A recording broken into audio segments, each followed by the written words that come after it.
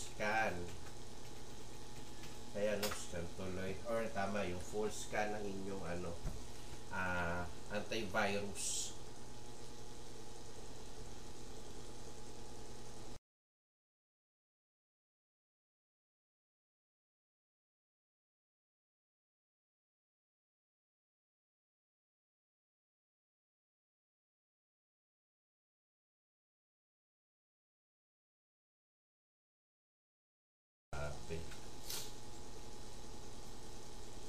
Ayan. So dito naman para naman tayo mag-scan ng virus, no? So ito, punta tayo dito sa Windows Law ay sa settings. Then may makikita kayo dito, yan, update and security. And hanapin nyo na yung Windows Security ito. Kaya dito sa Windows Security, punta tayo sa Open Windows Security. Tapos punta kayo dito sa Virus and Threat Protection. Dito, sa part na to, pwede tayo mag-mamili na scan options. So, ito, scan options. Ngayon, pwede tayo mamili na full scan or custom scan. Pag full scan, lahat ng drive, i-scan niya yan kung may virus. Custom scan, syempre, pero ipipili ko anong drive. Then, quick scan, iilang files lang ang i-scan niya. Actually, ang pinaka-common na i-scan niya, yung mga system files lang.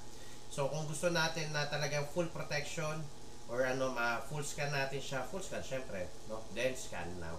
Then antayin nyo na yan hanggang matapos. Actually, habang ginahantay nyo yan, pwede kayong gumawa na kung ano gusto nyo gawin. Pwede kayong maglaro habang nag-i-scan, etc. No, kayo na bahala. Then maliban dyan, ayun, sa firewall naman, actually pwede kayong mag-ban, no, ng mga applications na gusto nyo i-ban dito sa computer gamit yung firewall, no? Pero hindi naman na ano yan, kasi may auto scan na rin yan.